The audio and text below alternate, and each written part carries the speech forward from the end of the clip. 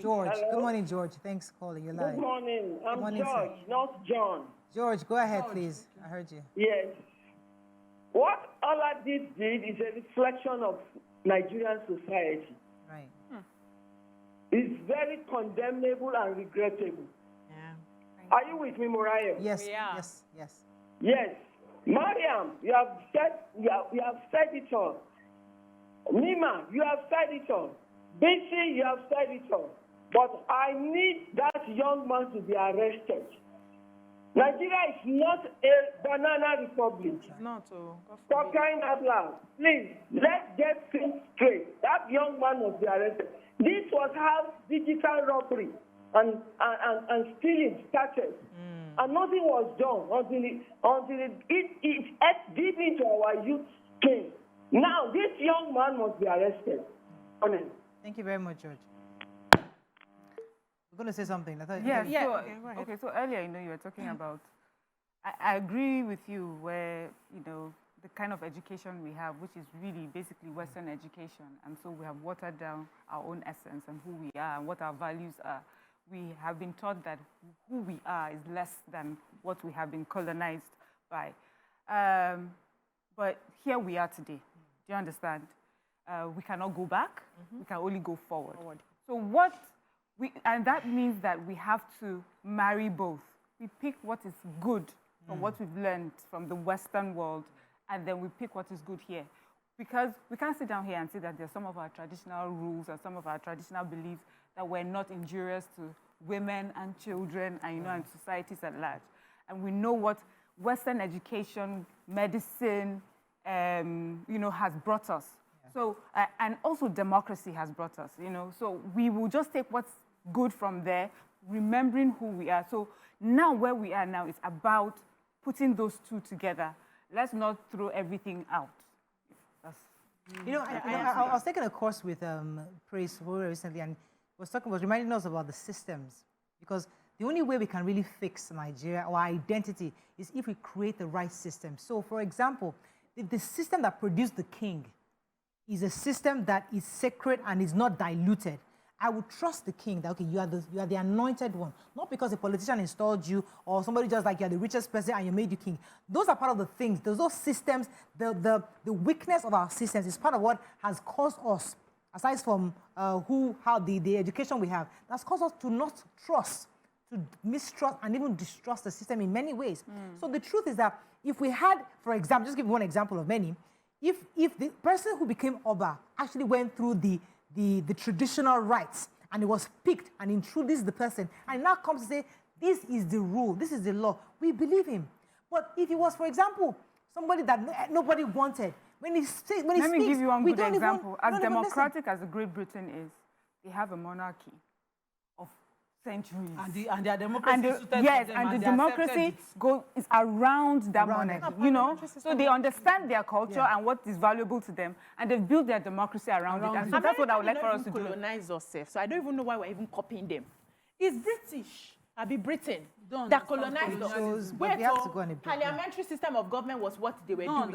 We decided to change our own and changed it in a nonsense way that we don't even know what we're doing. Because Americans is like, let me take this call. We're like Nigerians. Good morning, Olufemi. Hello, good morning, Olufemi, I believe, from the UK. You're live. Go ahead, please. Good morning to all the guests. Morning.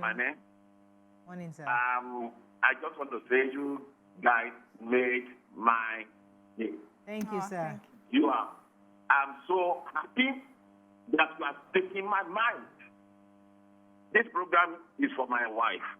She normally watch all your program. But I key into virtually everything that you guys have said this morning. You made my day. I don't know, I can't be mentioning the names. You guys are. May God just bless. Thank you, sir. Amen. Thank you very much. Now, what the government needs to do, we don't need to learn English. The government must be able to learn, study in our own language. There was this, what was it, Professor Oluwole of blessed memory. She's dead now. Yeah. We have this notion that the Hausa Fulani are not brilliant until they started teaching them in their own language. And all those guys came out with first class, all A's. they taught them in their language. Okay? I was in New York in June. It's not a bed of roses. I live in UK. It's not a bed of roses. There are people that struggle. I was in Ireland.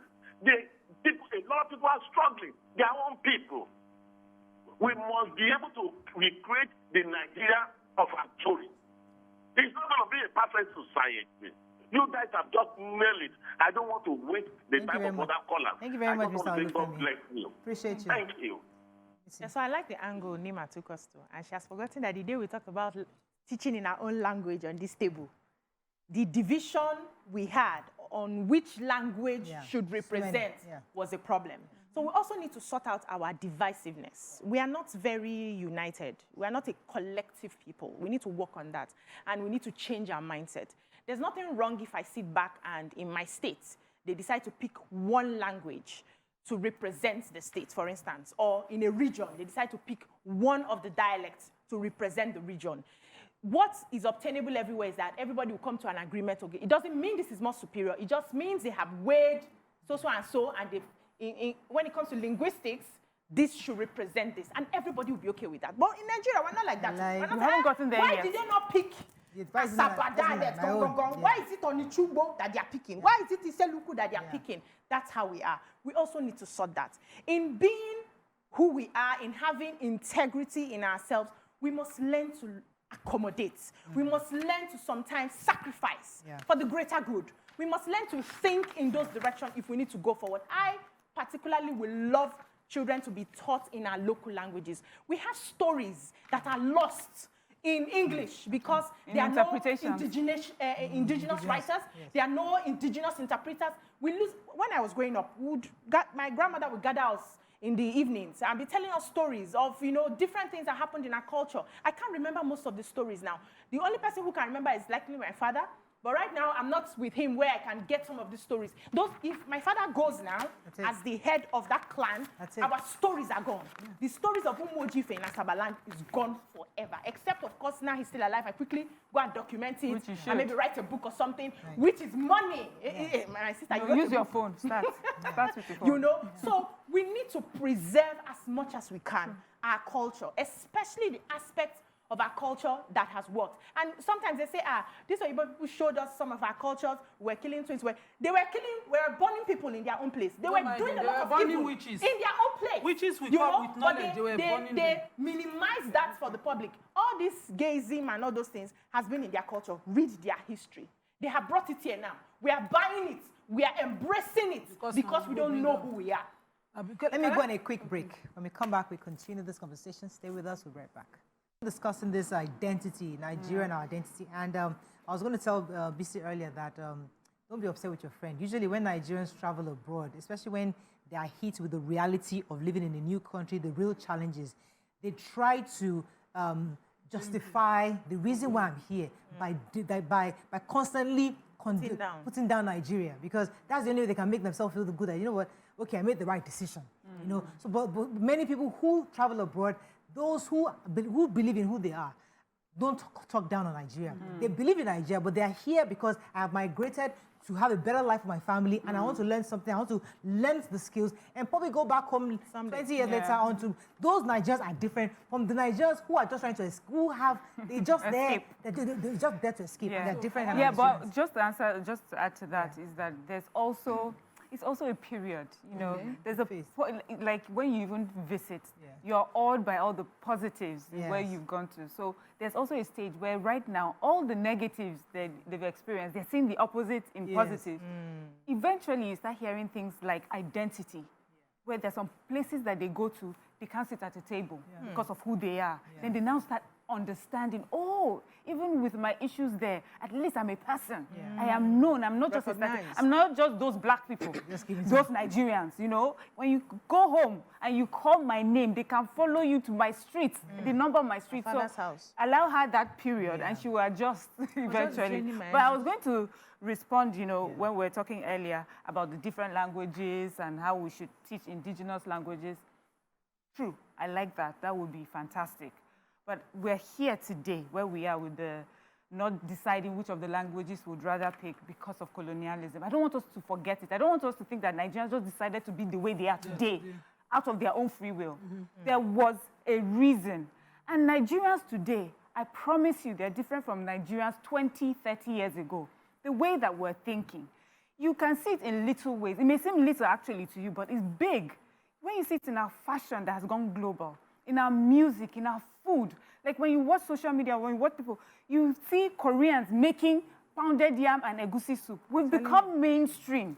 People are learning our pronunciations. Thanks to the Nigerians abroad. Good. It's a combination of everything. They are the ones that took our culture abroad. Let's recognize that. It's a combination of many things, you know. So we will get there. I just want us to know we'll get there. Then there's a lot of distrust that was caused because of colonialism, because, you know, at that time, it seemed like, you know, what the colonialists did was to pick some people and make them supreme, better than the rest. So there's always going to be that clash. But we will eventually move from there.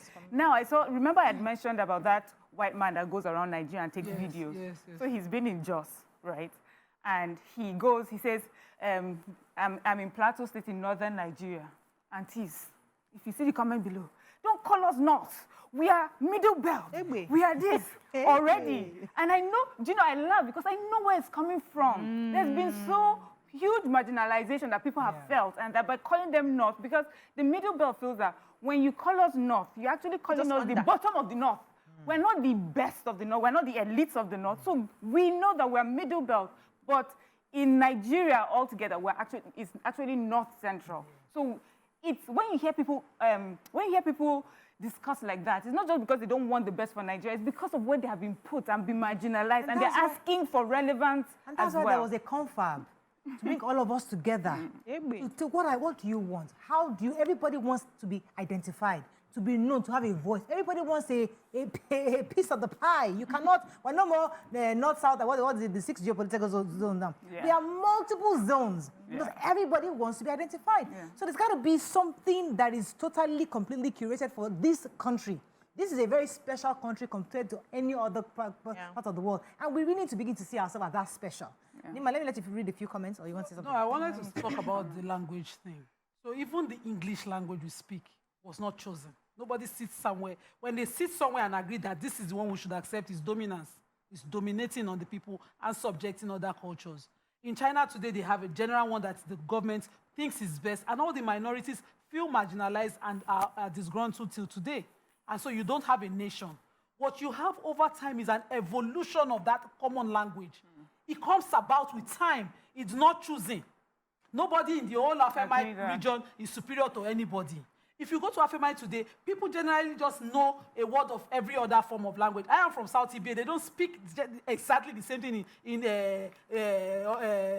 Agbede. They don't speak exactly the same thing across. I can hardly sit down and in a fast tone understand what the Benin man is saying.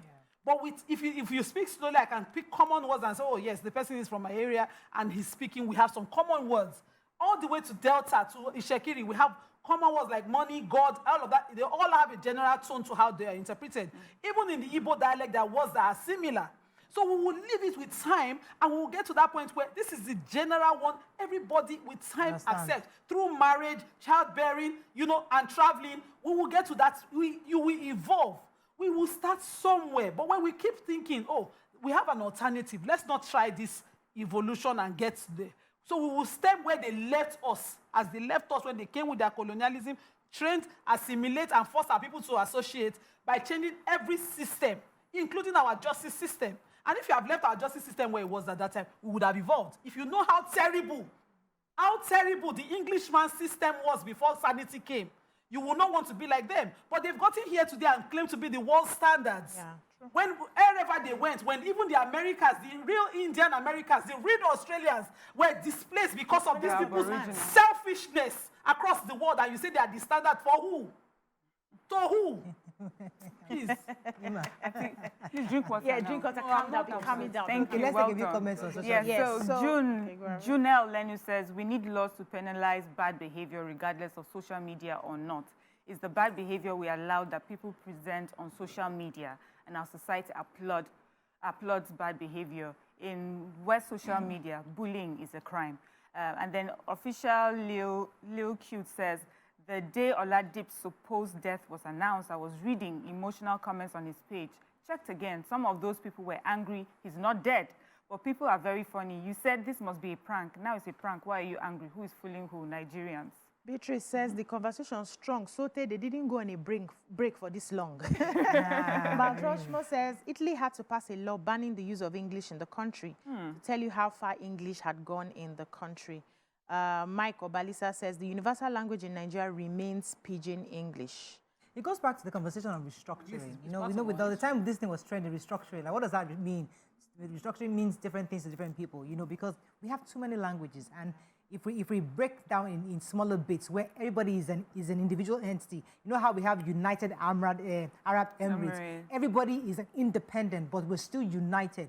So there are different conversations, but I'm sure this administration is not ready to focus on that right now. They're trying to rebuild the economy, rebuild the nation. Eventually, maybe we can still have this conversation, but Nigerians really believe that we need to find our identity, and from finding our identity is where everybody feels they are part of this family called Nigeria. So I think the government and other Nigerians should remember history. Nigeria was put together by outsiders.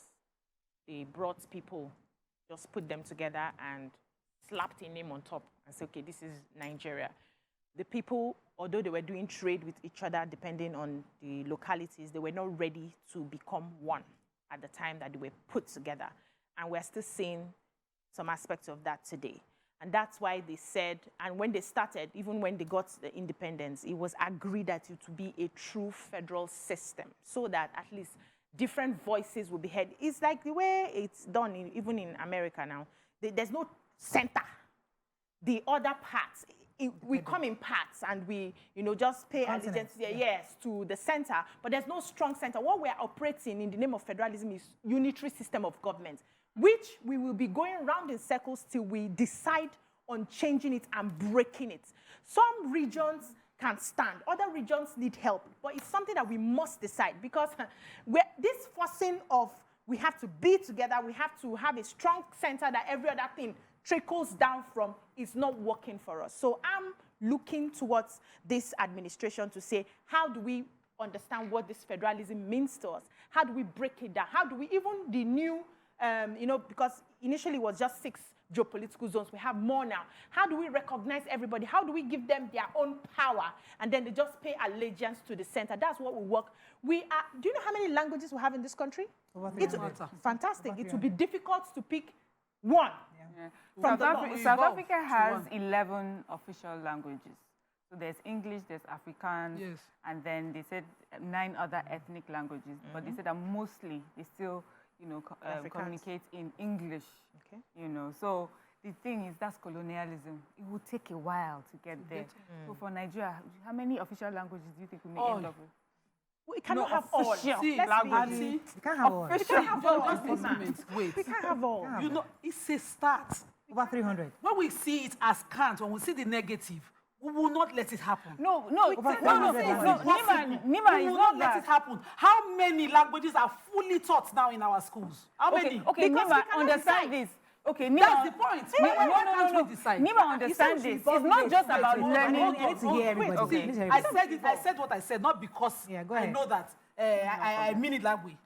What I'm saying is, don't tell me this one should not go. This should not. This should not. Don't tell me not. Yes. Don't tell me my identity should not. That's the beginning. Don't tell me my identity should not. What I said to my neighbors, you speak Yoruba in your house. My kids, yes, we're Hauchi, but can you speak Yoruba to them? When Gofran used to stay with my northern neighbors, can you speak Hausa when you speak to her? Thank you very much. Just speak a local language with her.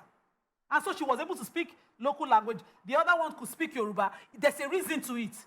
I will try and speak as much Hauchi. Whatever Nigerian language we speak, wherever we stay, let us be able to speak it. How do we present I speak it. Community? So that's the point. That's the point I'm making. Okay. I'm not saying that all 300 languages must be officially taught. Okay, fine. I'm saying teach what you know to your child and let it be legal for you. So we're saying the same thing. It sounds like we're saying the same thing. Okay. So the question I had asked was the official languages. So I hear what you're saying. It's important. We should teach our ethnic languages. In our homes. That's fine, in our homes. How many homes? Now, official languages, what it implies is there'll be governance now. How many languages in governance? How many languages will be used in governance? When we're talking of, governance, I think mostly. How many languages will we use? Yeah. we're not saying that you don't teach your ethnic languages, but there has to be some official languages, even when people come into your country, that they can speak in communicating with people. Now, let us pay attention. Let us not throw away the fact that countries that are able to speak one indigenous or their indigenous language, usually maybe one or two. South Africa is different, you know, because of their history, and they're trying to bring people together and give them a form of identity. But many countries, in Italy, they speak Italian. In, you know, the countries that they speak Portuguese. Now. No, it's not. No, they reached there. It's not like there are no dialects in those countries, but they picked one. The question I'm asking Now, but all those people don't feel, it's not a feeling of marginalization. They own it as their language. Yes. We cannot do 300 languages. Let me be sure I understand, Nyma. Wait, Nyma, come back to you. Let me be sure. You are married. You're from Middle Belt. Let me not say you're North. You're from Middle Belt. I'm fine. Your husband is from a different. Yeah. Tope is Yoruba. She's married to Edo. South. Now, in the house, they're already confused which language to teach a child. Let's imagine they're both teaching their children Yoruba and Edo.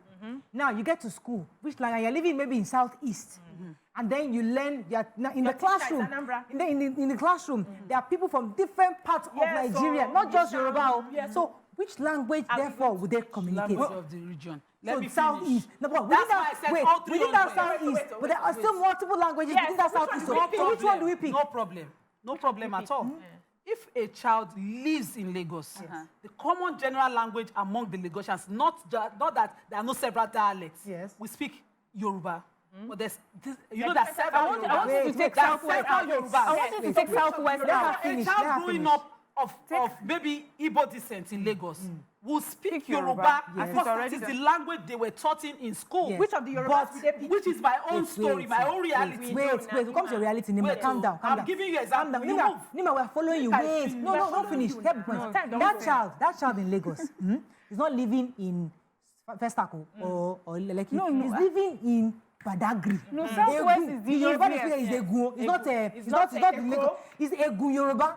Now, what language are they speaking? The child living in Egun Yoruba can speak Egun Yoruba just Yoruba by is the easiest. easiest. But will be able to speak the accepted Yoruba by going to school, the one in which his books are printed. So how do we pick Leave that that one? for the houses of assembly of each state to decide. You people like to confuse and elaborate it, so you see the impossibility. If you come to Benin, I bought Benin books, but I'm Afemai. I speak Afemai from home. And I try to read in Benin, and I read in Yoruba because I lived here. I picked other kinds of Yoruba because I see my neighbors speak it. No language was impossible for me to end up with at the end of the day. So if I go to the north, I will speak Hausa. I might not speak Jukun. I might not speak the other ones. But Hausa will be the one that they were using. So we're saying the same thing. We're saying the same thing. They are saying the same thing. Open your mind that you can know all 300.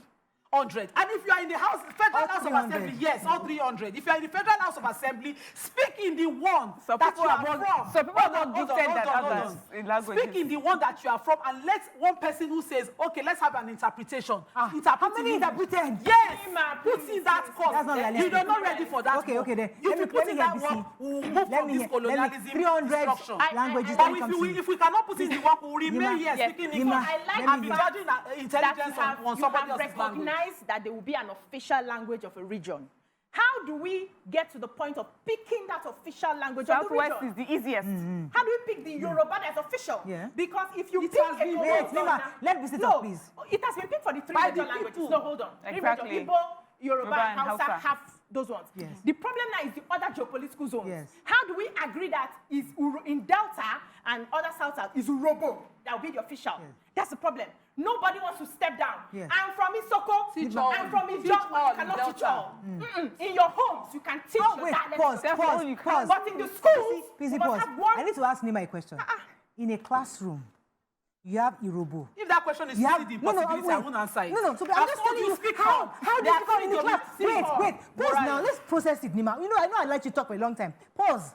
We're in a math classroom now. We're in a classroom with children, and they're from different parts of Delta State right here.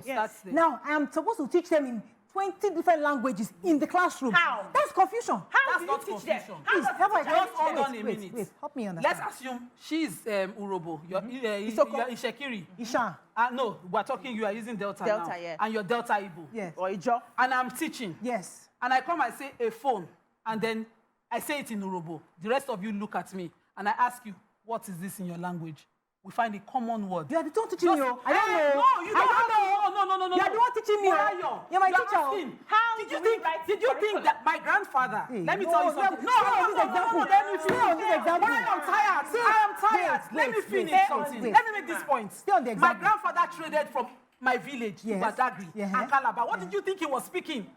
On 300 languages? Did you think he was speaking a particular? He couldn't speak like Calabar till he died, but he traded. They had a form of communication. And you're killing it here saying it's not possible, it's impossible. No. Please. See, this kind of conversation happens only at confab, not here. In those days, Alafia is not a word for Yoruba people. It's a generated word from the north, from their traders from coming Arab, and greeting themselves. Please, we can get there. Stop telling me it's impossible. Yeah. Now, wow. Okay. I think we can. I think we can end the show. This is a mini confab. And this is a conference where we cannot agree. No. The Nigerian is the problem. This is where Nigeria is where it is. On this table, we can't agree. So we have to go. Unfortunately, that's all we can take. And that's why they've colonized us, because we cannot agree. No, that's not what it means. That's why we colonized now. We will get agree. Have a lovely day. We'll see you on Monday. I mean, Veronica tomorrow. We'll see Veronica tomorrow. Nigeria.